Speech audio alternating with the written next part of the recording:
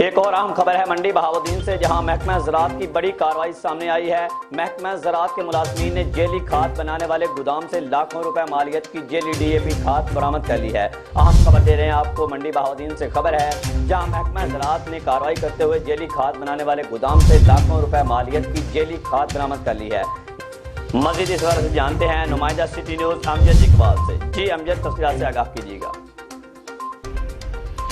بالکل، منڈی بہاؤالدین میں جعلی کھاد مافیا کے خلاف محکمہ زراعت کا آپریشن جاری ہے۔ ڈپٹی ڈائریکٹر زراعت منڈی بہاؤالدین شیخ محمد اقبال نے نواحی علاقے کھرلا مالا میں واقع گودام پر چھاپہ مارا اور مشکوک کھاد کی 600 بوریاں اور خالی باردانہ DAP مالیتی 22 لاکھ روپے مشین سلائی دھاگا سمیت قبضہ میں لے لیا۔ ڈپٹی ڈائریکٹر زراعت شیخ محمد اقبال نے صحافیوں سے بات کرتے ہوئے کہا کہ کسانوں کے وسیع مفاد کے لیے یہ مہم جاری رہے گی۔ جعلی کھاد بنانے والے ملکی معیشت کو نقصان پہنچا رہے ہیں، انہیں انجام تک پہنچانے کے لیے محکمہ زراعت تمام وسائل بروئے کار لائے گا۔